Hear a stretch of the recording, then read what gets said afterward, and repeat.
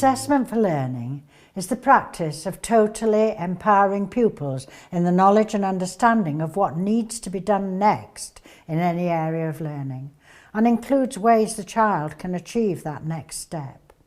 To be effective, the next progressive steps in the learning must be so small that the child can successfully achieve each one within the current week or, at the latest, by the end of the next week. Identifying these tiny steps requires the teacher to either have profound subject knowledge or to have access to a progressive scale that identifies the small steps for them. The Criterion Scale for writing and its associated child speak targets provide these steps for pupils.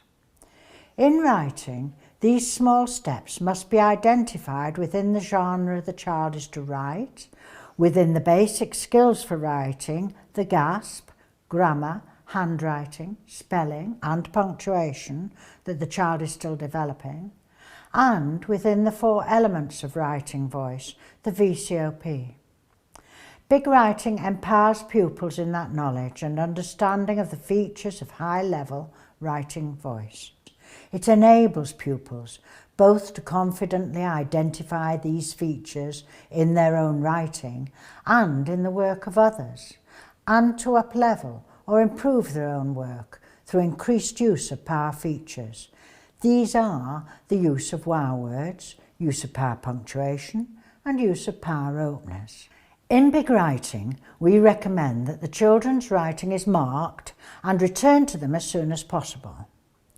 My preference as a teacher was to do big writing on a Thursday morning and return the marked writing on Friday after lunch, which became the writing partner time.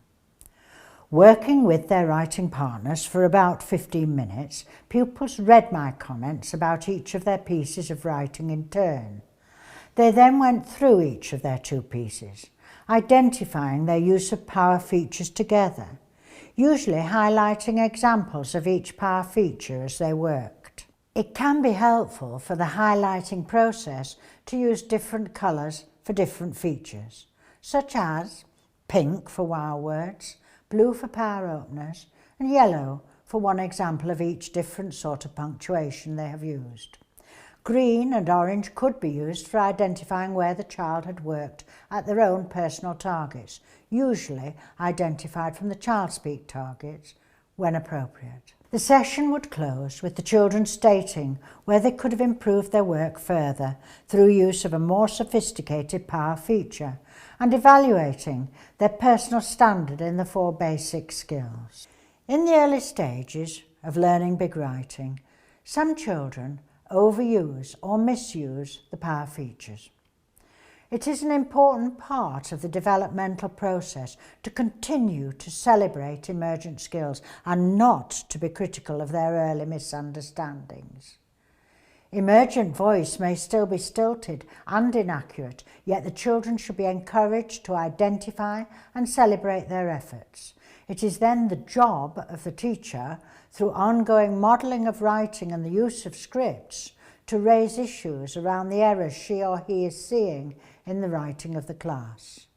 Thus, errors found in the emergent phase will soon settle, and each child will develop an effective and well-managed writing voice, empowered through their own ability to identify best practice and next steps in their own work.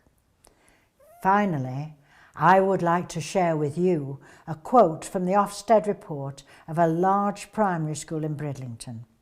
This school has many children of high mobility, and both the proportion of children with special needs or disabilities and the number of free school meals are defined as high.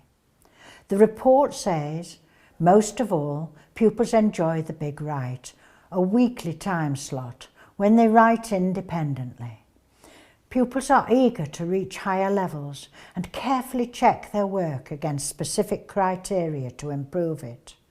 The combination of active learning and a purposeful learning atmosphere secure their better progress in writing. More able pupils write with flair and average attainers write accurately using vivid vocabulary such as scorching, summoned and plunged.